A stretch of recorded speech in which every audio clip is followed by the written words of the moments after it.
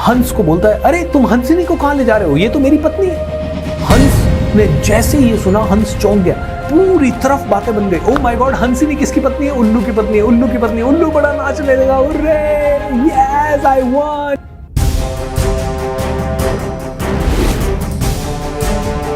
ये स्टोरी जो बताने जा रहा हूं बहुत ही इंपॉर्टेंट स्टोरी है और आप में से हर किसी को ये पसंद आएगी, ये समझिए। दोस्तों, एक हंस और हंसिनी अपने जंगल में रहते हैं और एक दिन वो सोचते हैं घूमने चलते हैं और वो दोनों घूमने के लिए निकलते हैं। दोनों घूमते घूमते घूमते घूमते भटक जाते हैं रास्ता, और रास्ता भटकते भटकते एक रेगिस्तान में पहुंच जाते हैं। और जब रेगिस्तान में वो दोनों पहुंच जाते हैं तो उन लोगों के लिए बड़ा मुश्किल हो जाता है वहां जीवन बिताना, क्योंकि गर्मी है और कोई पानी नहीं है। बहुत सारे चैलेंजेस उनको रेगिस्तान में दिख रहे हैं। तो हंसिनी कंप्लेन करती रहती है, अरे यार ये कहाँ आ गए हम, यहाँ तो इतनी गर्मी है, यहाँ तो मिट्टी मिट्टी है, यहाँ पे तो पानी भी नहीं दिख रहा है। तो हंस कहता है, यार आई कैन अंडरस्टैंड, लेकिन अब आज रात हो गई है यहाँ पे और हम भटक गए रास्ता, आज हमें यहीं पे रात गुजारनी पड़ेगी और हम क्या करें, हम वापस जा नहीं सकते अभी, इसीलिए आज रात की बात है, कल सुबह हम अपने जंगल में फिर से चल पड़ेंगे। हंसिनी कहती है, ठीक है।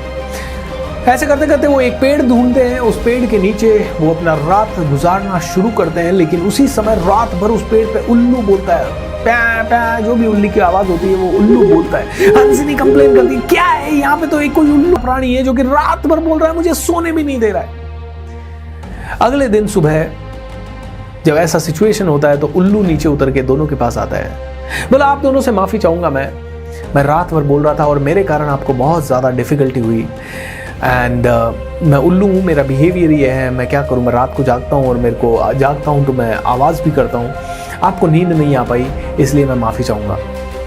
दोनों कहा ठीक है, कोई बात नहीं। तो हंस और हंसिनी वहाँ से जाने पड़ लगे और जैसे ही हंस और हंसिनी वहाँ से जाने लगे, इतनी देर में वो हंस को बोलता है, अरे तुम हंसिनी को कहाँ ले जा रहे हो, ये तो मेरी पत्नी है। हंस ने जैसे ही ये सुना, हंस चौंक गया, उल्लू कह रहा है हंसिनी उसकी पत्नी है। ओ माय गॉड, ऐसा कैसे? उल्लू कह रहा है, नहीं नहीं नहीं, ये मेरी पत्नी है, आप कैसे ले जा सकते हो मेरी पत्नी? हंस कह रहा है, मेरे बाप, हेलो क्या कर रहा है तू, पेड़ के नीचे बैठा हुआ है, मेरी पत्नी है, मैं लात को लेके आया, तू तो उल्लू है, तू उनके जैसा दिखता भी नहीं है, तेरी कैसे पत्नी होगी? उल्लू कहता, मेरी पत्नी है, पंचायत बुलाई गई, जाने नहीं दूंगा। बड़ा इंटरेस्टिंग किस्सा हो गया, राइट? पंचायत बुलाई गई। ऑब्वियस सा किस्सा है कि उल्लू की पत्नी नहीं है वो, लेकिन उसके बाद भी पंचायत बुलाई गई। पंचायत आई, गांव वाले सारे लोग आए और सभी लोगों ने सारी दलीलें सुनी और सारी दलीलों के बाद सभी लोगों को ये समझ में आ गया कि हंस की पत्नी है हंसिनी। लेकिन पंचों ने आपस में विचार विमर्श किया। पंचों ने विचार विमर्श किया, ये हंस तो अभी यहां से लौट जाएगा, अभी लौट जाएगा, ये तो जंगल में चला जाएगा, लेकिन अपने पास तो कौन रहेगा? उल्लू। अगर उल्लू को नाराज कर दिया तो जिंदगी भर ही हमें प्रॉब्लम करेगा। एक काम करते हैं, अपन सब मिलके उल्लू के फेवर में डिसीजन दे देते हैं। कैन यू इमेजिन सिचुएशन क्या रही होगी? उल्लू के पक्ष में डिसीजन हो गया, पूरी तरफ बातें बन गई। ओ माय गॉड, हंसिनी किसकी पत्नी है? उल्लू की पत्नी है, उल्लू की पत्नी। उल्लू बड़ा नाचने लगा, यस आई वॉन। हंस बड़ा दुखी हुआ, हंसनी बड़ी दुखी हुई, दोनों रोने लगे। धीरे धीरे पंचायत बिखर गई, उल्लू के फेवर में डिसीजन हो गया। हंस बहुत ही उदास होकर वहां से जाने लगा, लेकिन उल्लू कहता है, मेरे भाई कहां जा रहे हो, रुको थोड़ी देर। बोलता क्या हुआ, अब क्या लेने वाला है भाई, पत्नी तो ले ली, अब क्या लेने वाला है? बोला है, नहीं डोंट वरी, मैं आपकी पत्नी को नहीं ले रहा हूं, आप अपनी पत्नी को रखिए, अपने साथ ले जाइए, अपने साथ ले जाइए। मैं तो इतना कहना चाह रहा हूं कि देखिए, इस देश में उल्लुओं के पक्ष में भी फैसला हो रहा है।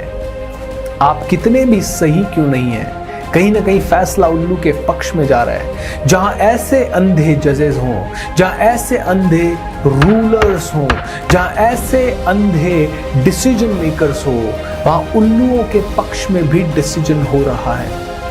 दोस्तों, आज हमारे भारत देश की यह हालत है।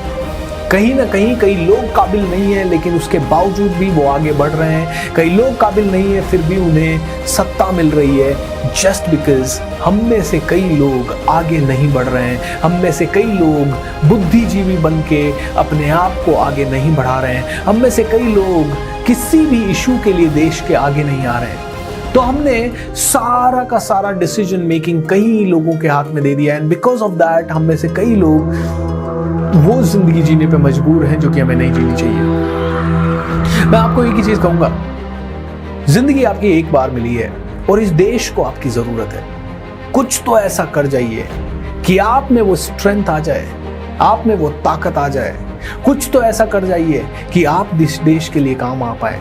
नहीं तो दोस्तों, हजारों लोग जो देश के लिए कुर्बान हो गए, वो लोग ऊपर से देख रहे होंगे तो पछता रहे होंगे, यार किन लोगों के लिए हमने जान खो दी। दोस्तों, आज हमारे देश को फिर से संवारने की जरूरत है। आज हम में से हर एक इंसान को फिर से ऊपर उठ के देश के लिए कुछ करने की जरूरत है। तो मैं हमेशा कहता हूँ, देश के लिए आप और मैं क्या करें, तो अपना काम इतनी शिद्दत से करो कि कोई हमें उल्लू ना बना सके। इतना काम इतनी शिद्दत से करो कि हमारी सीधेपन का कोई फायदा ना उठा सके।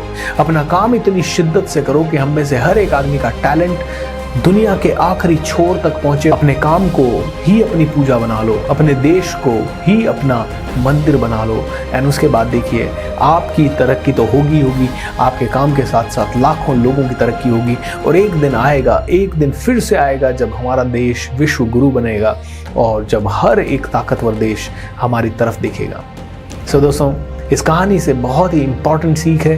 कई लोग आपको उल्लू बना रहे होंगे, कई लोग आपको उल्लू समझ रहे होंगे, लेकिन आप इंटेलिजेंट भी हो सकते हैं। और कई लोग आपको ब्लाइंड फेवर कर रहे हैं या किसी और को ब्लाइंड फेवर कर रहे हैं, उससे आपको हतोत्साहित नहीं होना है, बल्कि आपको अपनी काबिलियत को बढ़ाना है, ताकि nobody can beat you, you become the champion of your life. Wish you all the best. Channel को सब्सक्राइब करें, इस कहानी को ज़्यादा से ज़्यादा लोगों के साथ शेयर करें। Wish you all the best and have a great time.